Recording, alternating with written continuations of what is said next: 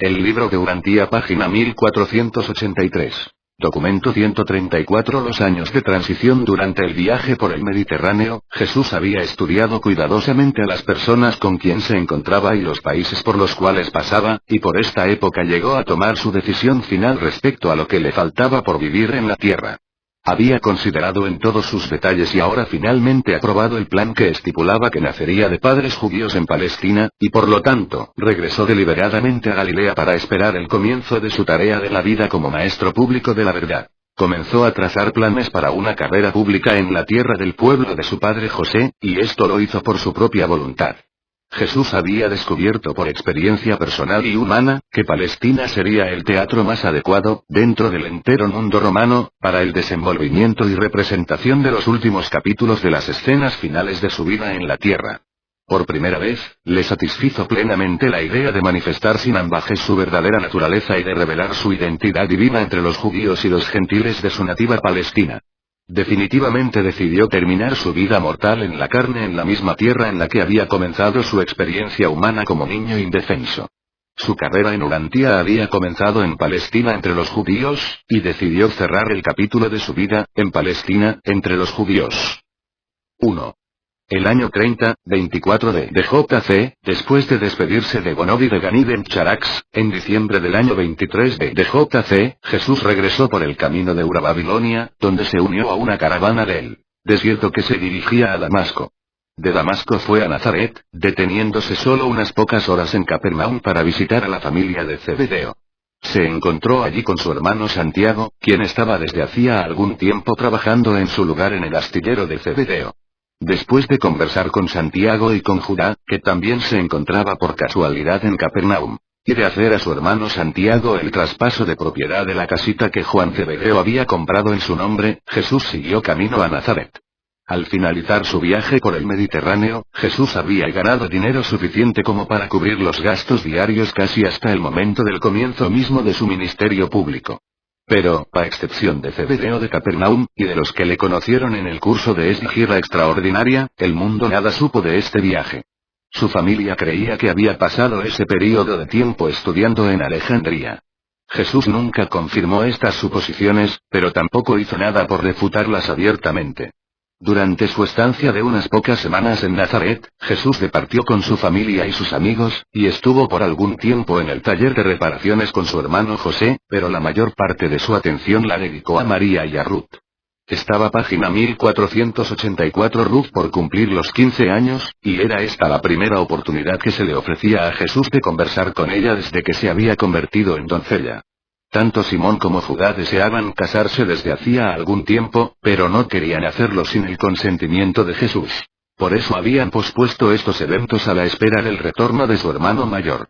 Aunque todos consideraban a Santiago como el jefe de la familia en casi todos los asuntos, en lo que se refería al matrimonio deseaban recibir la bendición de Jesús.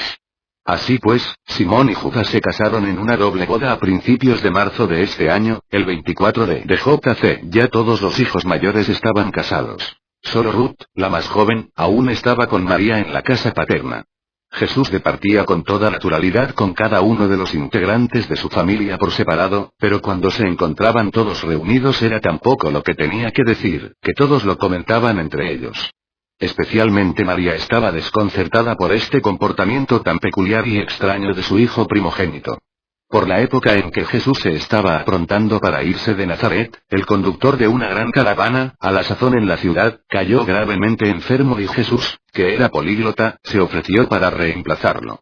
Puesto que este viaje significaría que se ausentaría por un año, y puesto que todos sus hermanos ya estaban casados y su madre vivía en la casa paterna. Con Ruth, Jesús convocó un consejo de familia para proponer que María y Ruth se mudaran a Capernaum, para habitar en la casa que le había traspasado recientemente a Santiago. Así, pocos días después de la partida de Jesús con la caravana, se mudaron María y Ruth a Capernaum, donde vivieron por el resto de la vida de María en la casa que Jesús les había proporcionado. José se mudó con su familia a la vieja casa de Nazaret.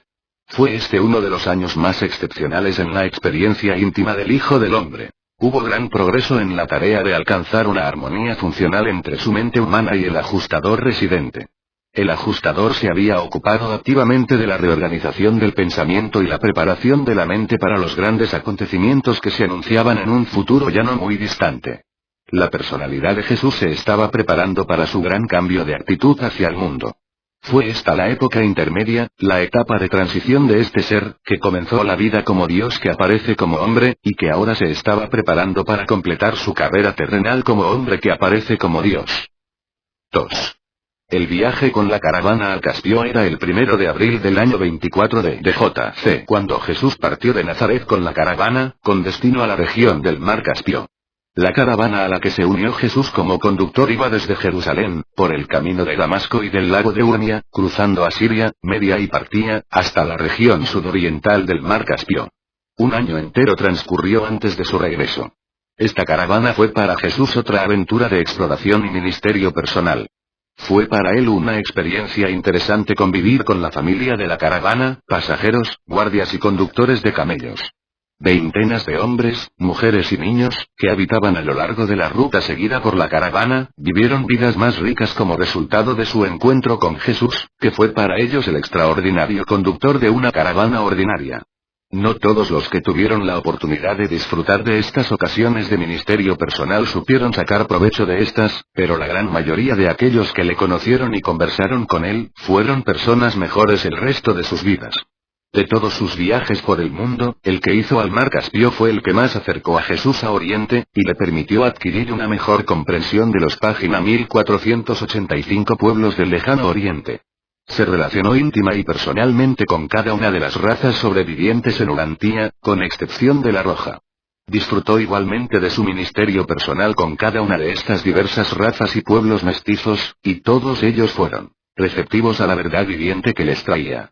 Los europeos del extremo occidente y los asiáticos del extremo oriente prestaron atención en igual medida a sus palabras de esperanza y de vida eterna, y fueron igualmente influidos por la vida de amoroso servicio y ministerio espiritual que tan compasivamente vivió entre ellos. El viaje con la caravana fue un éxito en todos los sentidos. Fue este uno de los episodios más interesantes en la vida humana de Jesús, porque desempeñó durante este año una función de carácter ejecutivo, siendo responsable del material confiado a su cuidado y de la conducción segura de los viajeros que integraban la caravana. Cumplió con sus múltiples deberes con la mayor lealtad, eficiencia y prudencia. Al regreso de la región caspiana, Jesús renunció a la dirección de la caravana en el lago Urmia, donde permaneció poco más de 2 semanas.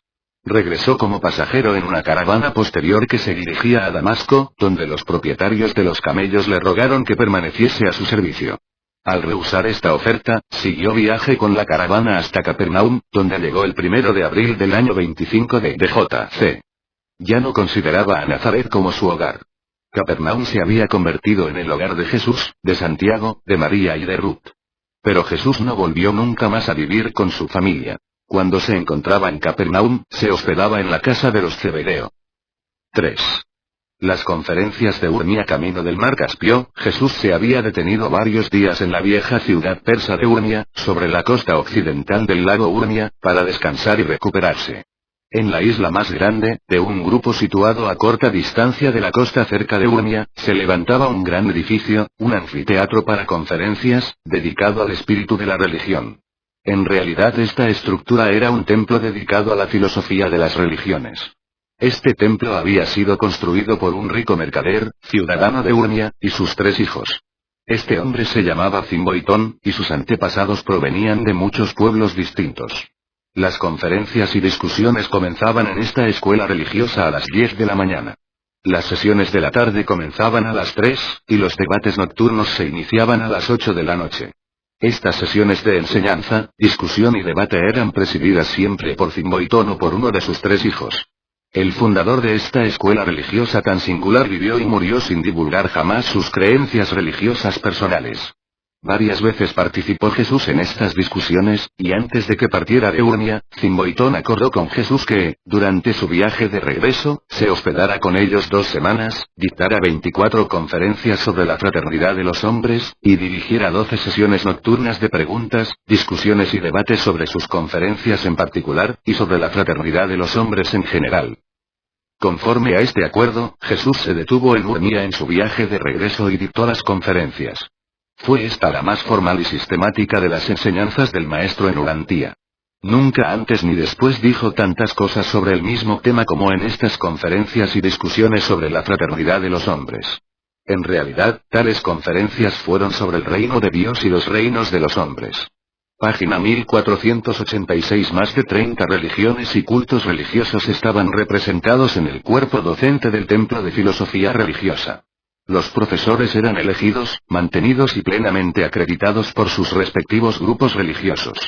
Por esta época, el cuerpo docente constaba aproximadamente de 75 profesores, los cuales vivían en cabañas con espacio para unas 12 personas cada una.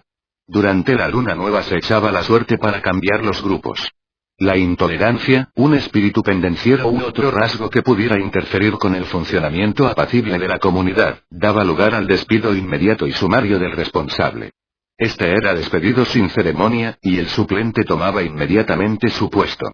Estos maestros de religiones diferentes hacían un gran esfuerzo por mostrar cuán semejantes eran sus religiones en cuanto a los aspectos fundamentales de esta vida y de la próxima. Para obtener una cátedra en esta facultad bastaba que aceptase una doctrina, cada uno de los maestros debía representar una religión que reconociera de Dios, o algún tipo de deidad suprema. En el cuerpo docente había 5 maestros independientes, que no representaban a una religión organizada, y como tal compareció Jesús ante ellos. Cuando nosotros, los seres intermedios, preparamos por primera vez el resumen de las enseñanzas de Jesús en Urmia, surgió un desacuerdo entre los serafines de las iglesias y los serafines del progreso sobre si sería o no prudente incluir estas enseñanzas en la revelación de Urantia. Las condiciones imperantes en el siglo XX, tanto en el campo religioso como en el de los gobiernos humanos, son tan diferentes de las que predominaban en los tiempos de Jesús que ciertamente era muy difícil adaptar las enseñanzas del maestro en Urmia a los problemas del reino de Dios y de los reinos de los hombres, tal como estas funciones mundiales existen en el siglo XX. Nunca conseguimos esbozar una exposición de las enseñanzas del maestro que fuera aceptable para ambos grupos de estos serafines del gobierno planetario. Finalmente, el Melquisedec, presidente de la comisión reveladora, nombró una comisión de 3 de nosotros para que preparáramos nuestro punto de vista sobre las enseñanzas del maestro en Urmia, adaptadas a las condiciones religiosas y políticas del siglo XX en Urantia. Por consiguiente, nosotros 3, seres intermedios secundarios, completamos dicha adaptación de las enseñanzas de Jesús, expresando de nuevo sus pronunciamientos de una forma aplicable a las condiciones mundiales contemporáneas, y ahora presentamos esta exposición tal como quedó después de haber sido revisada por el presidente Melquisedec de la Comisión Reveladora. 4. La soberanía, divina y humana. La fraternidad de los hombres está basada en la paternidad de Dios. La familia de Dios se deriva del amor de Dios, Dios es amor. Dios el Padre ama a sus hijos con un amor divino, a todos ellos. El reino del cielo, el gobierno divino, se basa en el hecho de la soberanía divina. Dios es espíritu. Puesto que Dios es espíritu, este reino es espiritual.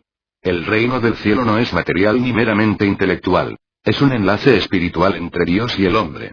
Si las diferentes religiones reconocen la soberanía espiritual de Dios el Padre, todas estas religiones permanecerán en paz. Solo cuando una religión supone que es, de alguna manera, superior a todas las otras y que posee autoridad exclusiva sobre las otras, dicha religión resulta ser intolerante con las otras religiones o se atreve a perseguir otros creyentes religiosos. Página 1487. La paz religiosa, la fraternidad, no puede existir a menos que todas las religiones estén dispuestas a despojarse completamente de toda autoridad eclesiástica, y a renunciar plenamente a todo concepto de soberanía espiritual. Solo Dios es el soberano espiritual. No es posible que exista igualdad entre las religiones, libertad religiosa, sin guerras religiosas, a menos que todas las religiones consientan en transferir toda soberanía religiosa a un nivel sobrehumano, a Dios mismo. El reino del cielo en el corazón de los hombres creará la unidad religiosa, no necesariamente la uniformidad, porque todos y cada uno de los grupos religiosos, compuestos de estos creyentes religiosos, estarán libres de toda noción de autoridad eclesiástica, soberanía religiosa. Dios es espíritu, y Dios dispensa un fragmento de su ser espiritual para que resida en el corazón del hombre. Espiritualmente, todos los hombres son iguales. El reino del cielo no reconoce castas, clases, niveles sociales ni grupos económicos. Todos vosotros sois hermanos. Pero en cuanto perdáis de vista la soberanía espiritual de Dios el Padre, alguna religión comenzará a afirmar su superioridad sobre las otras religiones. Entonces, en lugar de paz en la tierra y buena voluntad entre los hombres, habrá desacuerdo, recriminaciones, e incluso guerras religiosas, o por lo menos, guerras entre los religiosos. Los seres que gozan de libre albedrío y que se consideran iguales, a menos que se reconozcan mutuamente como súbditos de una soberanía superior, de una autoridad que está por encima de todos ellos, tarde o temprano caen en la tentación de probar su capacidad para imponer su poder y autoridad sobre otras personas y grupos. El concepto de igualdad no conduce nunca a la paz, a menos que exista un reconocimiento mutuo de una influencia controladora de soberanía superior. Los religiosos de Urmia vivían juntos en relativa paz y tranquilidad, porque habían renunciado completamente a toda noción de soberanía religiosa. Espiritualmente, todos ellos creían en un Dios soberano. Socialmente, la autoridad plena e indiscutible residía en su presidente, Zimboitón. Todos sabían qué le pasaría al maestro que tuviera la presunción de dominar a sus colegas. No puede haber una paz religiosa duradera en Urantia hasta que todos los grupos religiosos renuncien libremente a toda noción de favor divino, de pueblo elegido y de soberanía religiosa. Solo cuando se conciba a Dios el Padre como supremo, podrán los hombres llegar a ser hermanos religiosos, y a vivir juntos en paz religiosa sobre la tierra. 5. La soberanía política. Aunque la enseñanza del Maestro sobre la soberanía de Dios es una verdad, complicada solo por la subsiguiente aparición entre las religiones del mundo de la religión formada alrededor de su persona, sus exposiciones sobre la soberanía política se vieron complicadas en gran manera por la evolución política de las divisiones nacionales durante los últimos 1900 y tantos años. En la época de Jesús había solamente dos grandes potencias mundiales. El Imperio Romano en el occidente, y el Imperio Han en el oriente, y estaban ampliamente separados por el reino de la Partia y otras tierras intermedias de las regiones Caspiana y Turquestaní. Por lo tanto, en la siguiente presentación nos hemos apartado aún más de la substancia de las enseñanzas del maestro en Urmia relativas a la soberanía política, intentando al mismo tiempo describir la esencia de dichas enseñanzas en la medida en que sean aplicables a la etapa especialmente crítica de la evolución de la soberanía política en el siglo XX después de Cristo. Las guerras en Urantia no han de acabar nunca mientras las naciones se afierren a las nociones ilusorias de ilimitada soberanía nacional. Tan solo hay dos niveles de soberanía relativa en un mundo habitado. El libre albedrío espiritual del página 1488. Mortal como individuo y la soberanía colectiva de toda la humanidad. Entre el nivel del ser humano individual y el nivel de la humanidad total, todas las agrupaciones y asociaciones son relativas, transitorias y de valor, únicamente si mejoran el bienestar y el progreso del individuo y de la humanidad en conjunto, el hombre y la humanidad. Los maestros religiosos deben recordar siempre que la soberanía espiritual de Dios está por encima de todas las lealtades espirituales interpuestas e intermedias. Algún día aprenderán los gobernantes civiles que los altísimos son quienes gobiernan en los reinos de los hombres. El reinado de los altísimos en los reinos de los hombres, no es para el beneficio exclusivo de un grupo especialmente favorecido de mortales. No existe tal cosa como un pueblo elegido. El reinado de los altísimos, los supercontroladores de la evolución política, es un régimen formado con el objeto de fomentar el máximo bien, para el máximo número de hombres, y durante un tiempo de la máxima longitud. La soberanía es poder, y crece mediante la organización. Dicho crecimiento de la organización del poder político es bueno y apropiado, porque tiende a abarcar segmentos cada vez mayores de toda la humanidad.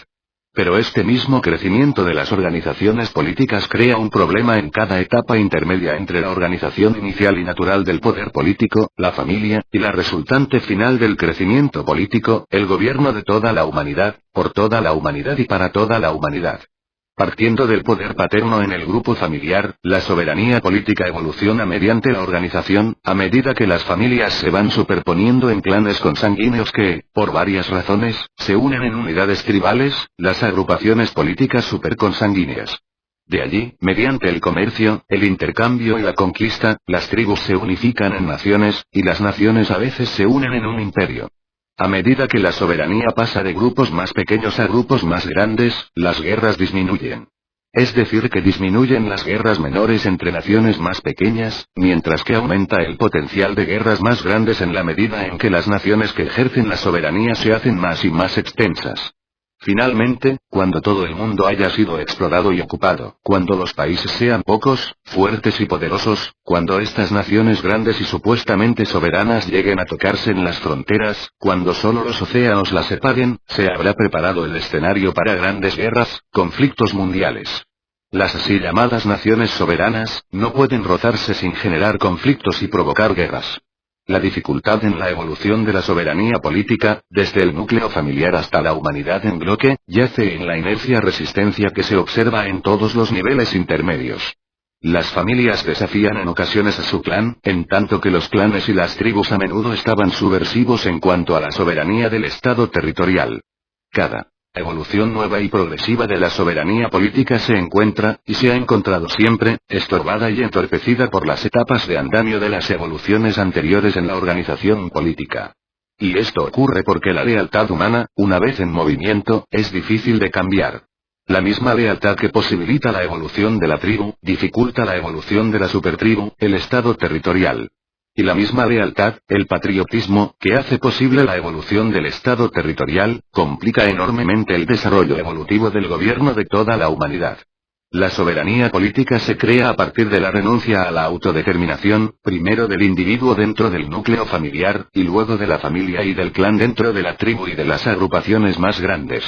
Esta transferencia progresiva de la autodeterminación, desde las organizaciones políticas más pequeñas a las cada vez más grandes, ha seguido su curso prácticamente sin interrupciones en el página 1489 Oriente, desde el establecimiento de las dinastías Mini-Mogol.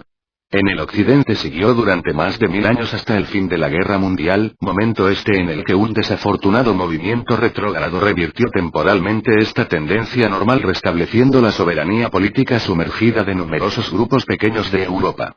Urantia no disfrutará de una paz duradera hasta que las llamadas naciones soberanas no cedan inteligente y plenamente sus poderes soberanos en las manos de la fraternidad de los hombres, el gobierno de la humanidad. El internacionalismo, las ligas de las naciones, no puede asegurar la paz permanente a la humanidad. Las confederaciones mundiales de las naciones podrán prevenir eficazmente las guerras menores, y podrán controlar de forma aceptable a las naciones más pequeñas, pero no pueden prevenir las guerras mundiales, ni controlar a los 3, 4 o 5 gobiernos más poderosos. En presencia de un conflicto real, una de estas potencias mundiales se retirará de la liga y declarará guerra. Es imposible evitar que las naciones entren en guerra mientras éstas estén infectadas con el virus engañoso de la soberanía nacional. El internacionalismo es un paso en la dirección adecuada. Una policía internacional podrá prevenir muchas guerras menores, pero no hará ningún efecto en la prevención de las guerras mayores, los conflictos entre los grandes gobiernos militares de la Tierra. A medida que disminuye el número de las naciones verdaderamente soberanas, grandes potencias, aumenta tanto la posibilidad como la necesidad del gobierno de la humanidad. Cuando existan tan solo unas pocas, grandes, potencias realmente soberanas, éstas tendrán que embarcarse en una lucha a muerte por la supremacía nacional, imperial, o, mediante la renuncia voluntaria a ciertas prerrogativas de la soberanía, crearán el núcleo esencial de la potencia supernacional que marcará el comienzo de la verdadera soberanía de toda la humanidad. No habrá paz en Urantia hasta que todas las naciones llamadas soberanas entreguen el poder de declarar la guerra en las manos de un gobierno representativo de toda la humanidad. La soberanía política es innata en los pueblos del mundo. Cuando todos los pueblos de Urantia creen un gobierno mundial, tendrán el derecho y el poder de hacer que dicho gobierno sea soberano. Y cuando esa potencia mundial representativa o democrática, controle las fuerzas terrestres, aéreas, y navales del mundo, la paz en la tierra y la buena voluntad entre los hombres podrán prevalecer, pero no hasta entonces. Podemos utilizar una ilustración importante de los siglos XIX y XX. Los 48 estados de la Unión Federal Norteamericana viven en paz desde hace mucho tiempo. Ya no hay guerras entre estos. Han renunciado a su soberanía, entregándosela a un gobierno federal, y por medio del arbitraje en caso de guerra, abandonaron toda pretensión ilusoria de autodeterminación. Aunque cada uno de los estados regula sus asuntos internos, no se ocupa de las relaciones exteriores, tarifas, inmigración, asuntos militares, ni comercio interestatal. Tampoco se ocupan los estados individuales de los asuntos de la ciudadanía. Los 48 estados sufren los azotes de la guerra solo cuando se encuentra en peligro la soberanía del gobierno federal. Estos 48 estados, al abandonar el doble sofisma de la soberanía y la autodeterminación, disfrutan de paz y tranquilidad interestatal. Así comenzarán a disfrutar de la paz las naciones de Urantia, cuando renuncien libremente a su soberanía para confiársela a un gobierno mundial, la soberanía de la fraternidad de los hombres.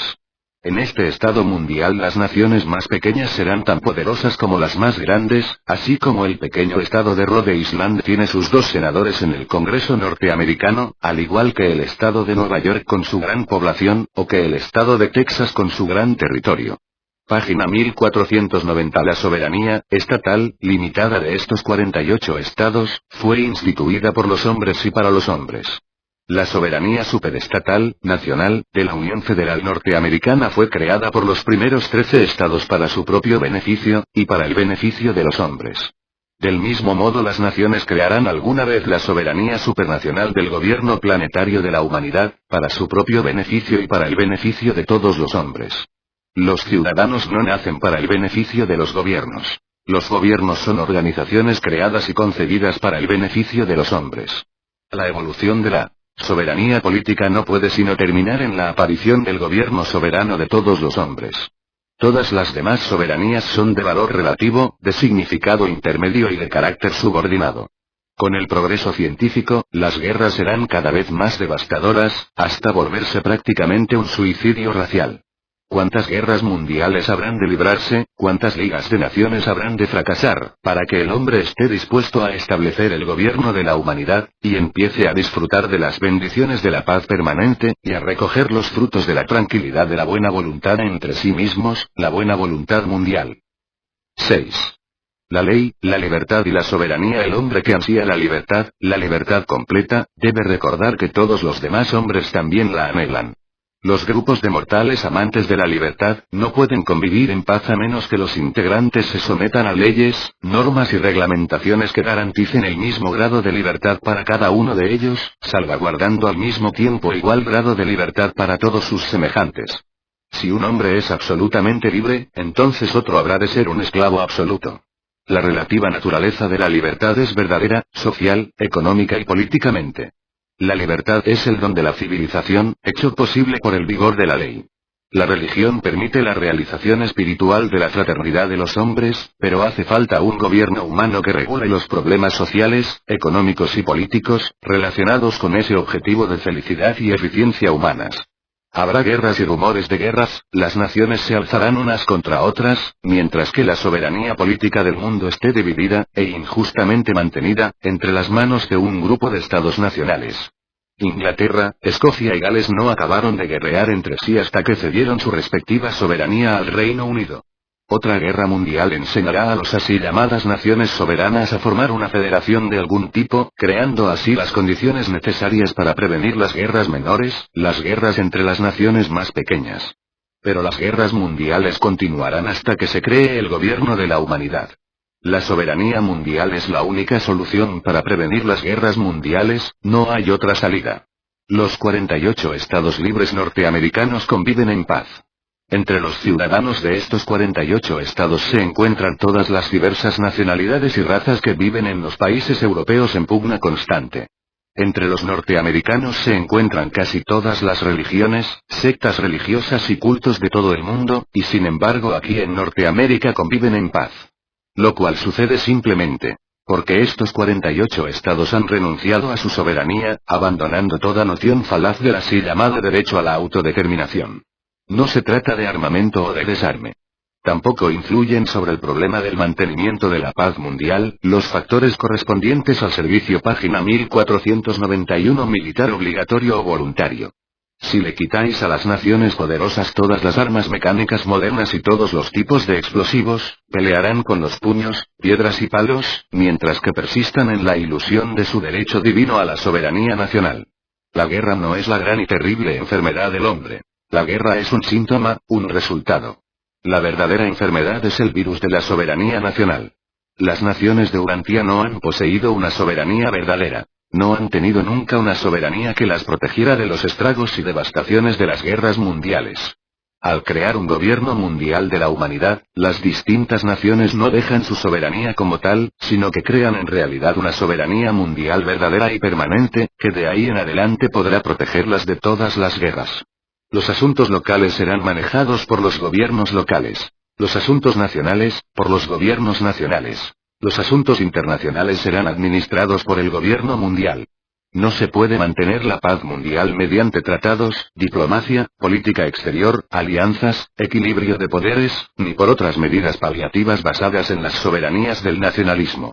Una ley mundial debe ser creada y puesta en vigencia por un gobierno mundial, la soberanía de toda la humanidad. Con el gobierno mundial, el individuo gozará de una libertad mucho mayor. Hoy en día, los ciudadanos de las grandes potencias están grabados, regulados y controlados casi opresivamente, y gran parte de esta interferencia corriente con la libertad individual se desvanecerá cuando los gobiernos nacionales estén dispuestos a depositar su soberanía, en lo que se refiere a los asuntos internacionales, en las manos del gobierno mundial. Bajo un gobierno mundial, los distintos grupos nacionales tendrán una oportunidad auténtica de realizar y disfrutar la libertad personal inherente a una verdadera democracia. Habrá terminado la noción falaz de la autodeterminación. Con un control a nivel mundial del dinero y del comercio, llegará la nueva era de la paz mundial. Poco después surgirá posiblemente un idioma mundial, y existirá por lo menos la esperanza de que haya en algún momento una religión mundial, o bien religiones con un punto de vista mundial. La seguridad colectiva nunca podrá garantizar la paz, hasta que la colectividad incluya a toda la humanidad. La soberanía política de un gobierno representativo de la humanidad traerá una paz duradera en la tierra, y la fraternidad espiritual de los hombres asegurará para siempre la buena voluntad entre todos ellos. No existe otro camino para conseguir la paz en la tierra y la buena voluntad entre los hombres. Después de la muerte de Fimboitón, sus hijos encontraron grandes dificultades para mantener la paz en el cuerpo docente. Las repercusiones de las enseñanzas de Jesús habrían sido mucho más grandes si los maestros cristianos que posteriormente se unieron al cuerpo docente de Urmia, hubieran manifestado más sabiduría y ejercido más tolerancia. El hijo mayor de Fimboitón recurrió a Abner en Filadelfia, para que le ayudara. Pero desafortunadamente los maestros que Abner eligió resultaron ser de carácter rígido e intransigente. Estos maestros procuraban hacer que su religión dominara sobre todas las otras creencias. Jamás sospecharon que las tan mentadas conferencias del conductor de caravanas habían sido dictadas por Jesús mismo. Al aumentar la confusión dentro del cuerpo docente, los tres hermanos retiraron su apoyo financiero, y al cabo de 5 años esta academia fue cerrada. Página 1492. Posteriormente volvió a abrir sus puertas como templo mitraico, el cual desapareció finalmente en un incendio como resultado de una de sus celebraciones orgiásticas. 7. El año 31, 25 de J.C., al regresar Jesús del mar Caspio, sabía que sus viajes por el mundo prácticamente habían acabado. Tan solo salió de Palestina una vez más para viajar a Siria. Después de una breve visita a Capernaum, fue a Nazaret, quedándose allí unos pocos días. A mediados de abril salió de Nazaret para Tiro. Desde allí viajó hacia el norte, pasando unos días en Sidón, pero su destino era Antioquía. Este es el año de los viajes solitarios de Jesús por Palestina y Siria. Durante este año de viajes se le conoció por distintos nombres en diferentes partes del país. El carpintero de Nazaret, el armador de Capernaum, el escriba de Damasco y el maestro de Alejandría. En Antioquía, el Hijo del Hombre vivió durante más de 2 meses, trabajando, observando, estudiando, visitando, ministrando y aprendiendo todo el tiempo cómo viven los hombres, cómo piensan, cómo sienten y cómo reaccionan ante el medio de la existencia humana. Durante 3 semanas de este periodo, trabajó como fabricante de tiendas. Permaneció más tiempo en Antioquía que en ningún otro lugar durante este viaje. 10 años más tarde, al predicar el apóstol Pablo en Antioquía, y oír que sus seguidores hablaban de las doctrinas del escriba de Damasco, no se dio cuenta de que estos habían oído la voz y escuchado las enseñanzas del maestro mismo. Desde Antioquía Jesús viajó hacia el sur, a lo largo de la costa, hasta Cesarea, donde permaneció unas pocas semanas, continuando luego por la costa hasta Jope. Desde Jope se internó hasta Jania, Asdod y Gaza. Desde Gaza se alejó de la costa en dirección a Beerseba, donde permaneció una semana. Comenzó entonces Jesús su gira final de incógnito, por el corazón de Palestina, caminando de Beerseba en el sur hasta Dan en el norte. En este viaje hacia el norte, paró en Hebrón, Belén, donde vio el sitio de su nacimiento, Jerusalén, no visitó Betania, Beerot, Lebona, Sicar, Siquem, Samaria, Jeba, Enganim, Endor, Madón. Cruzó Magdala y Capernaum, y prosiguió hacia el norte. Y pasó al este de las aguas de Merón, caminó de Cadata, hasta Danos Cesarea de Filipo. El ajustador del pensamiento residente condujo a Jesús a apartarse de los lugares habitados por los hombres y ascender al monte Hermón para terminar allí la labor de conquista de su mente humana y completar la tarea de su consagración plena al resto de su ministerio en la tierra. Fue esta una de esas épocas inusitadas y extraordinarias en la vida terrenal del maestro en Urantía. Otra muy similar fue la que experimentó al retirarse solitario a las colinas cercanas a Pella, inmediatamente después de su bautismo. Este período de aislamiento en el monte Hermón marcó la terminación de su carrera puramente humana, es decir, la terminación de hecho del auto-otorgamiento en semejanza de un mortal, mientras que el aislamiento posterior señaló el comienzo de la fase más divina del auto-otorgamiento. Jesús vivió a solas con Dios durante 6 semanas en las faldas del monte Hermón. 8. La estadía en el monte Hermón. Después de pasar algún tiempo en la vecindad de Cesarea de Filipo, Jesús preparó sus provisiones, y tras conseguir una bestia de carga y los servicios de un muchacho, página 1493, llamado Tiglat, se dirigió por el camino de Damasco a una aldea conocida en otro tiempo como Beit-Gen, al pie del monte Hermón. Aquí, a mediados de agosto del año 25 de JC, estableció su centro de operaciones, y dejando las provisiones bajo la custodia de Tiglat, ascendió la solitaria ladera de la montaña. Durante este primer día de ascensión, Tiglat acompañó a Jesús hasta un punto designado a unos 2000 metros de altura sobre el nivel del mar, donde construyeron un depósito de piedra, en el cual Tiglat colocaría alimentos 2 veces por semana. Ese primer día, después de separarse de Tiglat, Jesús no había ascendido más que un breve tramo de la montaña cuando se detuvo para orar. Entre otras cosas le pidió a su padre que enviara a su serafín guardián para que acompañara a Tiglat. Pidió que se le permitiera enfrentarse a solas en su último combate con las fuerzas de la existencia mortal. Y esta petición le fue concedida. Acudió a la gran prueba con la única ayuda y respaldo de su ajustador residente.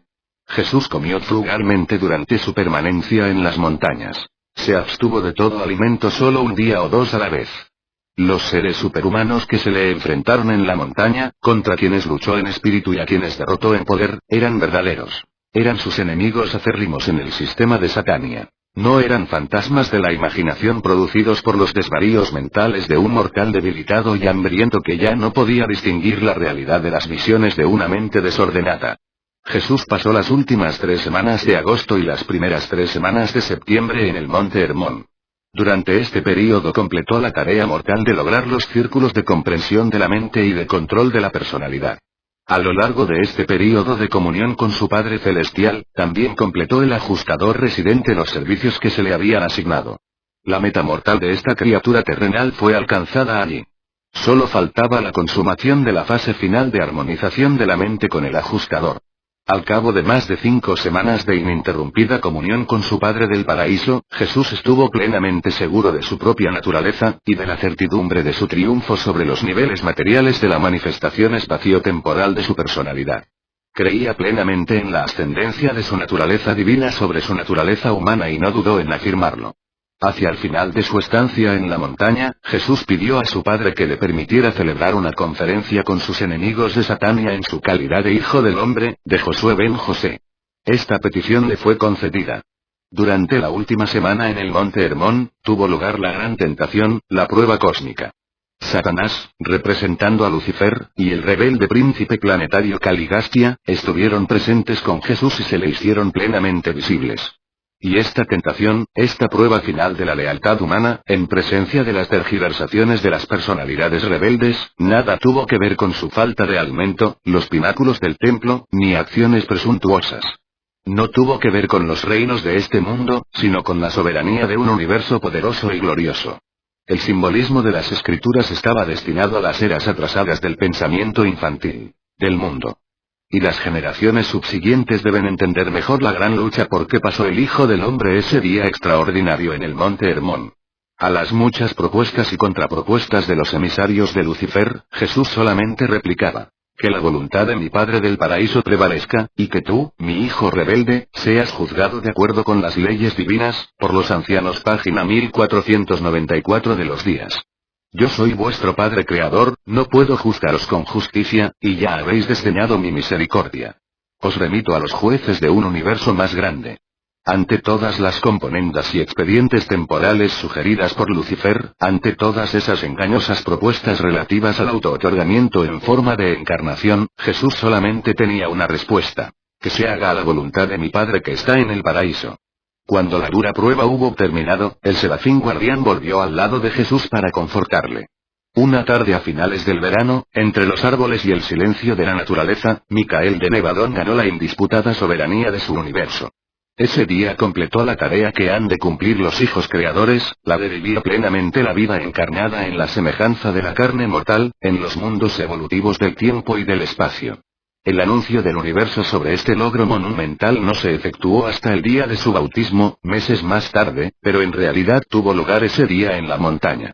Y cuando Jesús descendió de su estancia en el monte Hermón, la rebelión luciferina en Satania, y la secesión caligastiana en Urantía, quedaron prácticamente terminadas. Jesús había pagado el último precio que se le exigía para alcanzar la soberanía de su universo, que por sí misma regula el estado de todos los rebeldes y determina que toda sublevación futura, si se produce, se resuelva de manera sumaria y eficaz. En consecuencia, puede verse que la llamada gran tentación de Jesús tuvo lugar cierto tiempo antes de su bautismo, y no poco después de ese acontecimiento. Al descender Jesús al final de su estancia en la montaña, se encontró con Tiglat que ascendía llevando alimentos al depósito. Al indicarle Jesús que se volviera, tan solo le dijo: el período de descanso ha terminado. Debo volver a los asuntos de mi padre. Parecía un hombre muy cambiado y taciturno durante su viaje de regreso a Adán. Al llegar allí, se despidió del mancebo, donándole el burro de carga.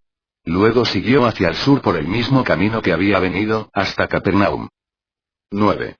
El período de espera. Ya estaba terminándose el verano, y se acercaba la fecha del día de la expiación y la fiesta de los tabernáculos.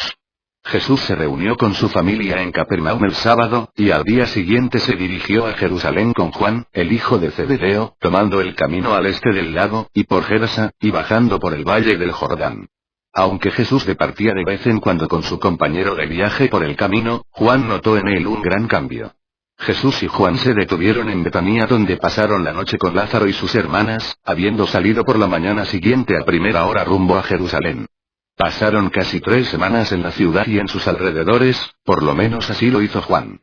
Muchos días, Juan fue solo a Jerusalén, mientras Jesús deambulaba por las colinas cercanas, dedicado a la comunión espiritual con su Padre en el cielo. Ambos estuvieron presentes en los solemnes oficios del día de la expiación. Juan estaba muy conmovido por las ceremonias de este día importantísimo del ritual de la religión judía, pero Jesús permaneció como un espectador pensativo y taciturno. Esta ceremonia le resultaba penosa y patética al Hijo del Hombre. La veía como una tergiversación del carácter y de los atributos de su Padre Celestial. Consideraba los sucesos de este día como una farsa de los hechos de la justicia divina y de la verdad de la misericordia infinita. Ardía en deseos de expresar abiertamente la verdad sobre el carácter amoroso y la conducta misericordiosa de su Padre en el universo, pero su fiel monitor le advirtió que su hora aún no había llegado. Sin página 1495. Embargo, esa noche en Betania, Jesús hizo numerosos comentarios que perturbaron mucho a Juan. Y Juan no acabó nunca de entender por completo el verdadero significado de lo que Jesús les dijo esa noche. Jesús se proponía quedarse con Juan durante toda la semana de la fiesta de los tabernáculos.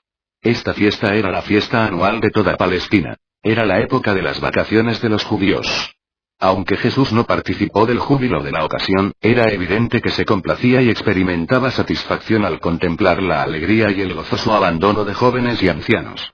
A mediados de la semana de celebraciones, antes de que terminaran las festividades, Jesús se despidió de Juan, diciendo que deseaba retirarse a las colinas para comulgar mejor con su Padre paradisíaco. Juan quería acompañarlo, pero Jesús insistió en que se quedara hasta el fin de las festividades, diciendo: no necesitas llevar el peso del Hijo del Hombre. Basta con que el centinela mantenga la vigilia, mientras la ciudad duerme en paz. Jesús no regresó a Jerusalén. Después de pasar casi una semana a solas en las colinas cerca de Betania, partió para Capernaum. Camino del hogar, pasó un día y una noche de soledad en las laderas de Gilboa, cerca de donde el rey Saúl se había quitado la vida. Y cuando llegó a Capernaum, parecía más alegre que cuando se había despedido de Juan en Jerusalén. A la mañana siguiente, Jesús se dirigió hacia el baúl que había dejado en el taller de Zebedeo y que contenía sus efectos personales. Se puso su delantal, y se presentó al trabajo, diciendo: «Es menester que me mantenga ocupado mientras espero que llegue mi hora». Junto con su hermano Santiago, trabajó varios meses, hasta enero del año siguiente, en el taller de barcas. Después de trabajar junto a Jesús durante este periodo, y a pesar de las dudas que oscurecían su comprensión sobre la obra del Hijo del Hombre en la vida, Santiago nunca más renunció real y totalmente a su fe en la misión de Jesús. Durante este período final de Jesús en el taller de barcas, dedicó la mayor parte de su tiempo al acabado interior de algunas de las barcas más grandes. Ponía gran cuidado en su artesanía, y parecía experimentar la satisfacción del logro humano cada vez que completaba una pieza digna de alabanza. Aunque no perdía el tiempo con pequeñeces, era un artesano paciente en la fabricación de los detalles esenciales de cualquier encargo que le encomendaban. A medida que pasaba el tiempo, llegaban a Capernaum rumores de la aparición de un tal Juan que predicaba y bautizaba a los penitentes en el Jordán, y que su predicación era: «El reino del cielo se aproxima. Arrepentíos y sed bautizados». Jesús escuchó estos informes mientras Juan remontaba lentamente el valle del Jordán desde el vado del río que estaba cerca de Jerusalén. Pero Jesús siguió trabajando, haciendo barcas, hasta que Juan llegó río arriba a un punto cercano a Pella, en el mes de enero del siguiente año, 26 de JC. Entonces dejó sus herramientas, declarando: «Ha llegado mi hora», y seguidamente se presentó ante Juan para ser bautizado. Pero un gran cambio se había producido en Jesús. Pocos de los que habían disfrutado de sus visitas y servicios en sus idas y venidas por la tierra, reconocerían más tarde en el maestro público a quien habían conocido y amado como persona privada en años anteriores. Había una razón para que estos primeros beneficiarios suyos no lo reconocieran en su papel posterior de maestro público lleno de autoridad. Durante muchos años, había estado en proceso esta transformación de mente y espíritu, y se completó durante su extraordinaria permanencia en el Monte Hermón.